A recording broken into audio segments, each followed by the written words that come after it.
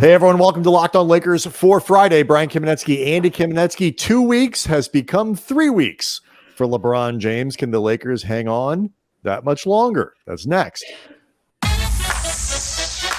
You are Locked On Lakers, your daily Los Angeles Lakers podcast. Part of the Locked On Podcast Network, your team every day.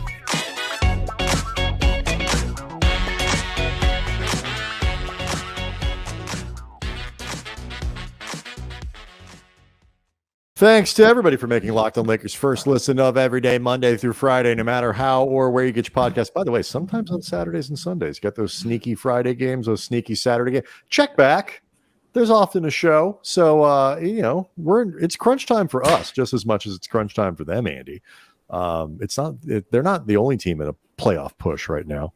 Locked On Lakers on YouTube, which is quickly approaching 13,000 subscribers. Thank you all very much for the acceleration of this channel. It's exponential growth, Andy, I believe is how they describe it in math terms. The audience is expanding at the rate that rabbits mate. We'll just leave it at that. Man, it's just rabbits are randy, prolific. Mm-hmm. Yes. Mm-hmm. Difficult to satisfy. More. Yeah. Anyway, some might say they have a sex addiction, Brian. When rabbits talk about this sort of thing, like we'll say like, oh man, they're like procreating like bunnies. What do they say? Do they just say like us, or do they have a different a different template? Because they have thousands of eggs at the same time. But in fairness to the fish, 98% of those are eaten before they even have a chance to grow. Bad news for the Lakers on Thursday. It was reported that LeBron James, we had talked on Wednesday, Andy, or Thursday, I should say, that LeBron, they were going to reevaluate him in 2 weeks. They have revised the reevaluation timeline, not the return timeline, just the reevaluation timeline. Before they're even going to check under the hood and kick the tires, they're going to wait 3 weeks now instead of 2.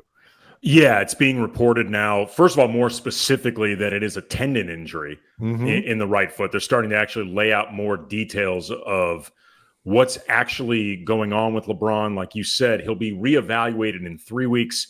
It was not specified as to whether the clock has reset or if they're talking about adding an additional week onto when the clock was set for the first 2 week evaluation. But like COVID, like it's COVID. Like you, right. Like when have you taken your last positive test? Exactly. But in thinking this out for these terms, I went with the gloomiest way of measuring this, which would be the clock resetting starting today, the 2nd of March, as we're recording this, the 3rd of March, as you likely hear this.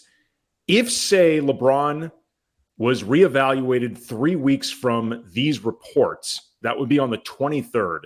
And let's just say everything went incredibly well and they deemed LeBron able to immediately start playing beginning on the game that they play on the 24th against the Magic.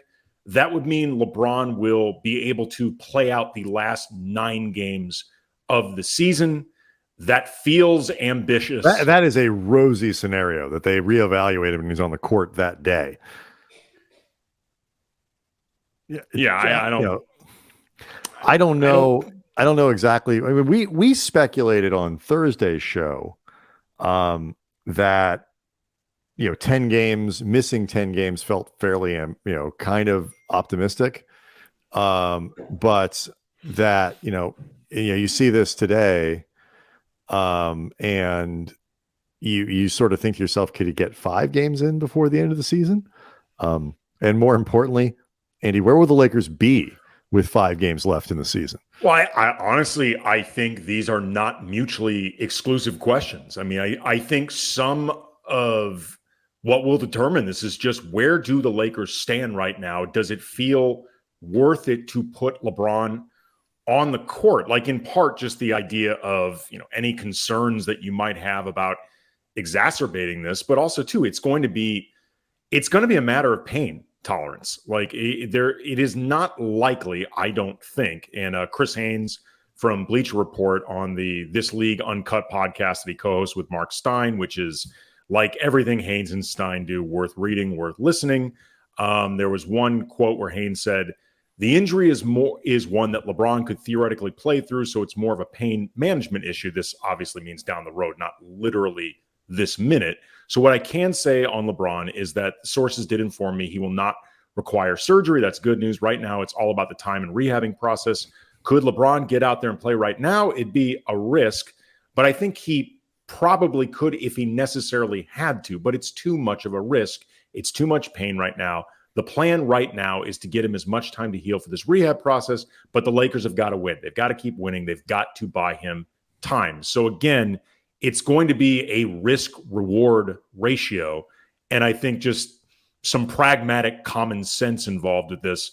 LeBron clearly wants to be out there.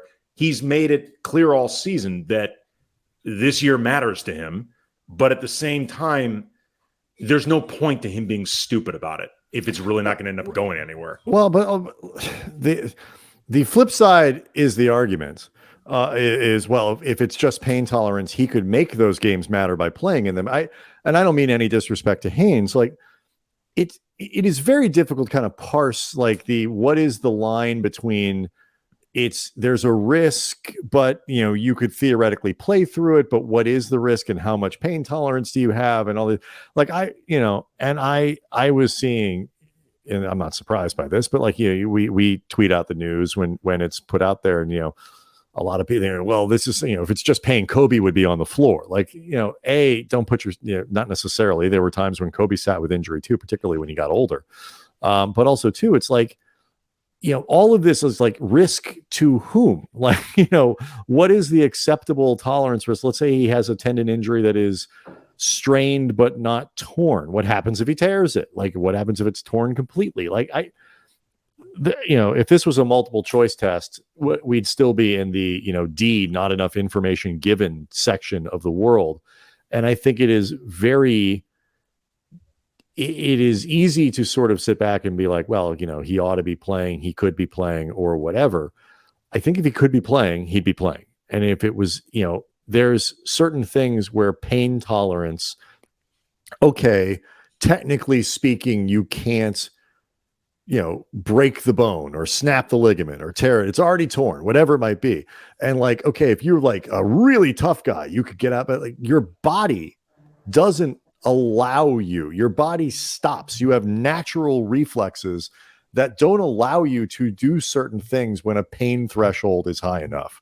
So the idea that if it's just a pain management issue, you can, and if he wasn't so soft, LeBron could go play. The human body does not allow people necessarily to just go out and ignore the signals the body sends to the brain. Pain affects performance. Yes. Like it does, unless you're Dalton. Pain don't hurt. Pain don't hurt. But even after a while, though, you could see the effects of those stab wounds that Dalton was accumulating while protecting. No, it's true. Absolutely 100% true. Protecting the proverbial roadhouses of the U.S. and the double deuce. It all adds up after a while. There's only so many times you can do your own stitching before it eventually just catches up to you. The movie Roadhouse, for those not familiar with what we are referencing, and if you're not familiar, shame on you. Exactly. It's also, you cannot overstate this too. LeBron is 38 years old in his 20th season, doing this stuff with more miles than anybody has ever done this before in terms of responsibilities on the court and performance on the court. What he is doing is really unprecedented. Like, especially when you start factoring in playoff miles and, 8 straight trips to the finals, 10 in all for LeBron. You cannot think about this, through the prism of Kobe, but really through the prism of anybody. Like, we've seen by now, LeBron really wants to play. This is really important to him. And yes, I know getting the record mattered to LeBron. There are other things that matter in LeBron's life. We've talked about this very transparently. The first and driving reason LeBron joined the Lakers was not the basketball. We have both conceded to be in LA many times over, but he still cares about the basketball. Right. And LeBron also does not want to be associated with 3 playoff misses in 5 seasons with the crown jewel franchise of the NBA. Like, he just doesn't want that. Like, that sticks to LeBron. People remember that with LeBron, even if it doesn't tarnish his quote unquote legacy. He doesn't like that being attached to his resume. So let's take a look here, because the Lakers, at that sort of the second part of that question, like where could they be? Where could they be if he comes back with 5 games left in the season, 6 games left in the season? As things stand right now, we record on Thursday, going into Thursday night's games. The Lakers, by the way, most of Thursday's games has got a Clipper. You got a Clipper Golden State game. The rest of them don't really impact directly. I guess Philly at Dallas Dallas is still close enough, I guess, to be in this conversation about teams that the Lakers are chasing. So we'll see what happens after Thursday night. The Lakers are 2.5 games behind the Clippers for the 6th spot, 2 behind Dallas, a game and a half behind Minnesota, who they play Friday. Like, they are still tight. They are a game behind Utah and New Orleans for the 9 and 10. They see Utah twice before the end of the season. They're still in it. So how in it could they be in 13 games if LeBron doesn't play? We'll do that next. Locked On Lakers is brought to you by Nissan, and Nissan's most electric player of the week is brought to you by the all-new, all-electric 2023 Nissan Ariya, and the award goes to Dennis Schroeder. Schroeder's second half against the Thunder was absolutely electric in securing the Lakers' shorthanded win. 22 points in that second half, beating defenders off the dribble with a smooth first step, fast but also elegant once he's around the rim, often casually flipping that shot up. There's a beauty to it, and he'll go right at defenders in the lane, creating his own version of power and strength. He's fiercely fearless, and the Lakers will need more of those type of performances from Dennis Schroeder as LeBron and D'Angelo Russell recover, and everybody holds their breath about Anthony Davis's availability. The 2023 Nissan Ariya packs pin to your seat power and premium intelligence all in one EV. The all-new, all-electric 2023 Nissan Ariya, the EV for people who love to drive. Shop now at nissanusa.com. So, like, we are at that place where you start checking, Andy, like, and parsing every single bit of information. I noted the standings before the break and where the Lakers are, and they're a game behind the Pelicans, who are slumping, a game behind the Jazz, game and a half behind Minnesota, but they get a game with those guys on Friday. They play, tonight they play, they're 2 games behind Dallas. They'll see the Clippers again, correct? On the in the early April. So they got a game against those guys, who are not playing particularly well in the post Westbrook era. A nice moment of schadenfreude for Lakers fans. I think we've had enough challenges, Andy, that we can engage in a little bit of petty. It's fine. But you look at the schedule, and like, who comes when is important. Minnesota on Friday, Golden State on Sunday. Steph is like real close to a return, but he might not be back in time for that one. Or if he is back, won't have had a lot of practice time. I think he's back on the practice floor, but they're not sure when he's going to play, and all this kind of stuff. And, Memphis comes back on Tuesday, but then you have Toronto. Who knows what you're going to get with the Raptors these days? The Knicks are playing really well, but then you get New Orleans and Houston, and Dallas and Orlando. What are they doing at that point? And Oklahoma City again, 2 games against Chicago, another game against Minnesota, another Patrick game. Beverley's revenge game, Brian.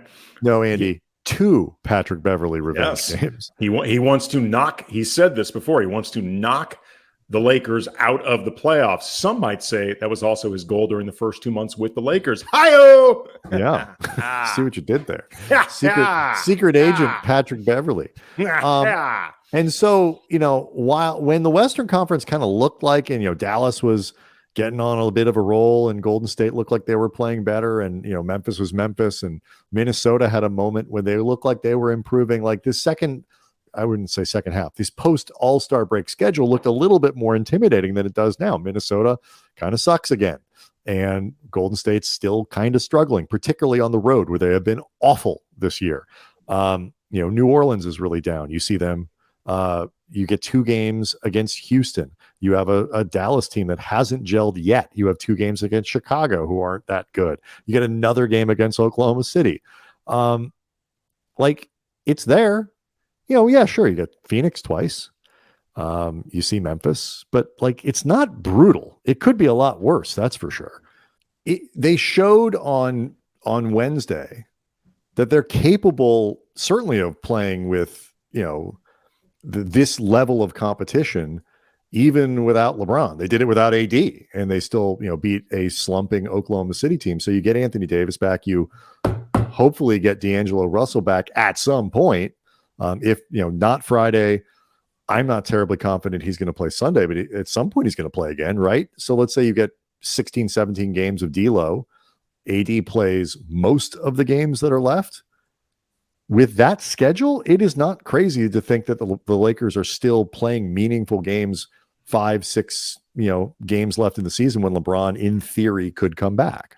Look, they've held up their end of the bargain so far. I mean, they've won 5 of their last 7 games. They've been maintaining the pace, and I'd even say, and then some, that they need to try to keep themselves in this hunt. This is clearly a better team than pre-deadline, pre-Hachimura, basically that period between bringing in Rui and then just reshuffling the entire roster. And something we've also talked about too, not every single win counts and every single win matters, but they're not all created equally. Mm-hmm. Like the games they have coming up against Phoenix, you'd like to win those games, but they're not as consequential as beating Minnesota, beating Golden State, beating the teams that are really that directly in front of you, particularly if Phoenix ends up as good as people think they're going to be over this final stretch with Durant. They're not likely the Lakers going to be able to catch Phoenix anyway. So but just real quick on that, Andy, too, like you also start to get into the stretch of season where the timing of the game matters. The game against Phoenix is the second to last game of the season. It is very possible that the Suns could be locked into a seed in the second to last game. Now, it could be a nationally televised game. Does Kevin Durant sit out against the Lakers and all that? Maybe, maybe not. But, they may not play everybody that game. Like, we're going to start to see some of that. Like the last game of the season is against Utah. They play Utah twice in the last 4 games. What if Utah has slipped out of the top 10? What does that look like? Like there are all kinds of scenarios. And by the way, all of these other teams are saying the exact same thing about playing the Lakers at the end of the season. Like if the Lakers fall apart over the next 10 games, LeBron's not going to be on the floor. AD is not going to be on the floor. All of this stuff comes into and it totally includes the Lakers. We are not being Pollyanna about like what their chances are. All I'm saying is the schedule is about as good as it could possibly be. They are home more than they are on the road. They're not playing many elite teams in the league. And it's possible they might catch a break here and there with who takes the floor when they do play the good teams. I mean, in a lot of ways, Brian, the formula for all of this and the overarching points don't change. The Lakers need to keep playing well. They have done very well since reconfiguring their roster. They've managed to actually do pretty well despite the absences of some pretty important people. I mean, honestly, what jumped out at me, and we don't have time necessarily for this to be a full-on discussion. We'll have plenty of other opportunities down the road to talk about it. But when I saw this updated news about LeBron combined with what we learned yesterday with Anthony Davis having, a scheduled absence despite being told that nobody was ever going to miss a back-to-back moving forward anymore, it just speaks to the impracticalities of having a team built around LeBron and AD as your superstars. Yeah. Like if this is the path that the Lakers continue moving forward, then this is not going to be the last of these conversations that we have. Because LeBron is going to be 39 next year in his 21st season.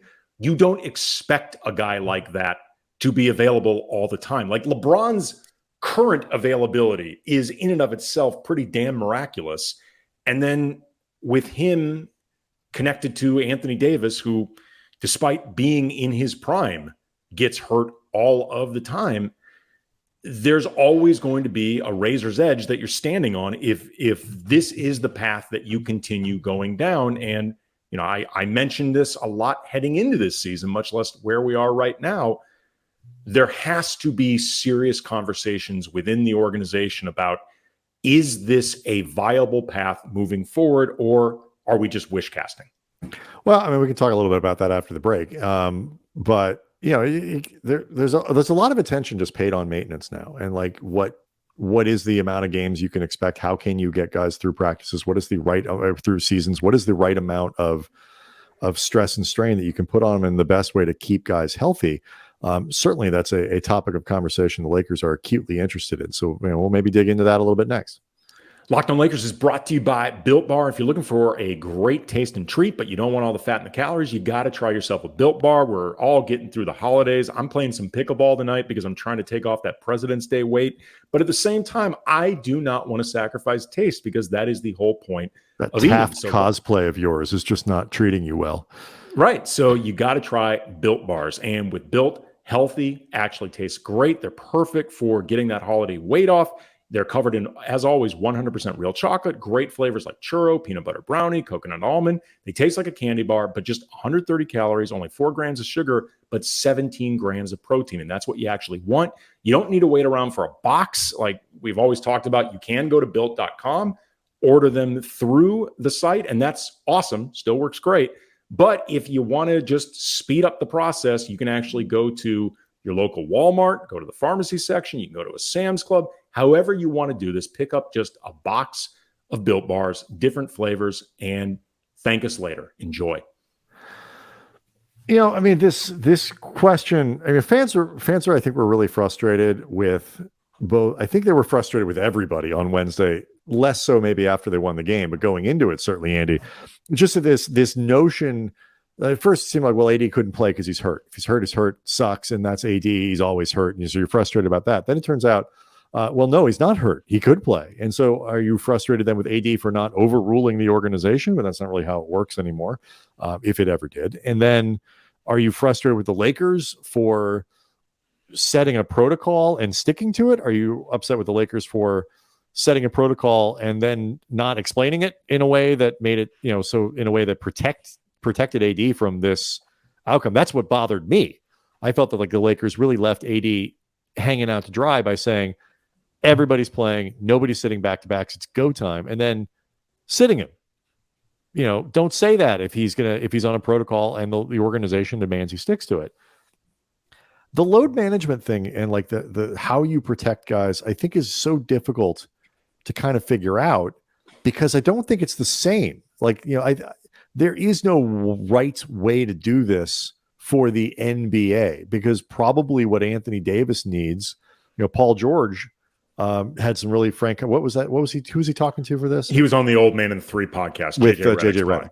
Yeah. And so he was talking about how he thinks that guys sit too much, that when you played 2-a-days and you practiced 4 out of 5 days and then took a day off or whatever it might be. It was when he entered the league. Right. It built up stuff, and your body becomes accustomed to that kind of wear. Now you're starting, you're stopping, you're breaking, whatever. I mean, the flip side is guys used to get hurt all the time back then too, and constantly, and careers were probably shortened and all these other things. And we just, we say with baseball, guys never used to tear their elbows like they do. Well, yeah, they did it all the time. You just never heard about them ever again. They just they disappeared because their careers were over. I feel like that happens in basketball. I don't know.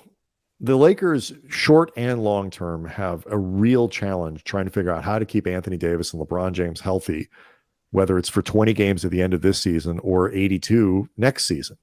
And there's no really good answer to any of it. And I don't know if the science is clear on it. I don't know if there's sports medicine that I don't think there's a good answer or a real preventative, because the game is just brutal. And the amount of games they've played is brutal. They start playing when they're 10, they're 7, and they play nothing but basketball for 25 years. The mileage is insane. Yeah, and I also think, and I remember we had Jeffrey Stotts on a podcast either, I don't know, maybe a year ago, something like that. He's a well-known sports medicine guy. And I ran past my theory that I think part of what has piled up the injuries beyond, it seems anecdotally, to me at least, like there are more, if nothing else, stars being unavailable more. Like more on like a game-to-game basis. Like you talked about before, stars used to get hurt, but it seemed like they would be hurt, then they'd heal up, then they'd come back, as opposed to start, stop. Well, right, because rest games, maintenance games were not part of the game, were not part of the NBA in the 80s and 90s. Right. And, the whole load management thing really got started with Greg Popovich and looking to maintain, the core of Tim Duncan and Manu Ginobili and Tony Parker. And I think what gets lost in that sometimes is the idea that, particularly with Tim Duncan, he was older in his career. And this is something that, had it not become more of a league-wide talking point and something that ends up like in the echo chamber, it might not have become that big of a thing. But Paul George, on one hand, he came into the league when it wasn't exactly like this, and he knows what it means to get through a brutal injury, because Paul George had an absolutely ugly leg injury that took him quite a while. He broke his leg, right. Broke I don't know if it was his femur, or I forget exactly, but one of the big ones in his leg, he just snapped it. Yeah, I mean, there were concerns at the time that it could be career-ending. So he understands the process of getting back on the court. He understands the process of rehab. He understands the process of body maintenance, but he may not also fully understand everything that goes into the medical planning of the modern NBA.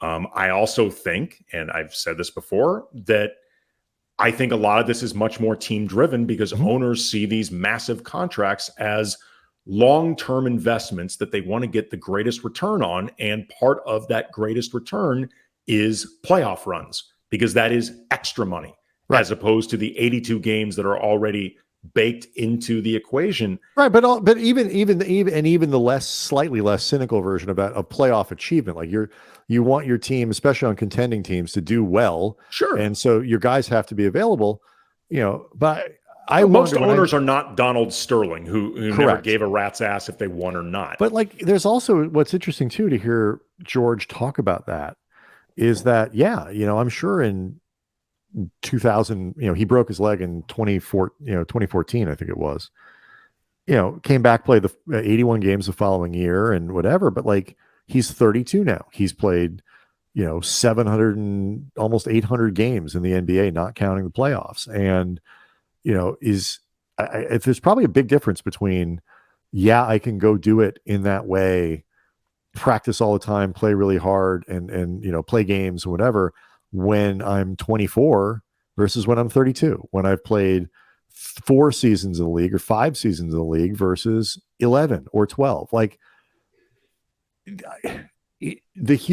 Ultimately, it's a little like football when they talk about the safety aspects of football and this and that.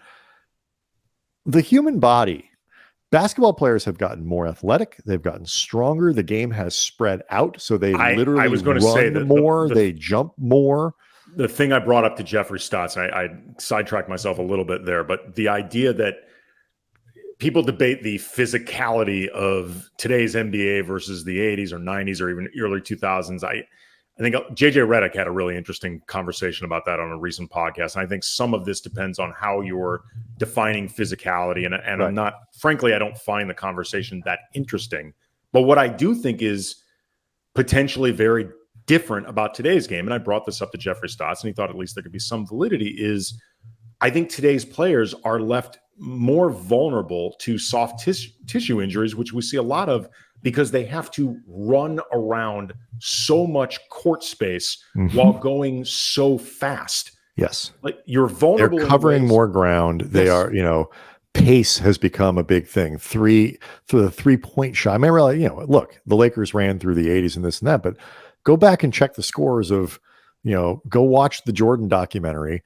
the thing that sticks out more than anything is, you show those fourth quarter Jordan highlights in the Eastern Conference playoffs, and it's, 89-83 with 4 minutes left in the fourth quarter. Like, the pace wasn't the same. Yeah, maybe they were pounding on each other in the half court more, but I'm not totally sure that actually is more punishing to players than the amount of running, the amount of space you have to cover to try to play defense now and all.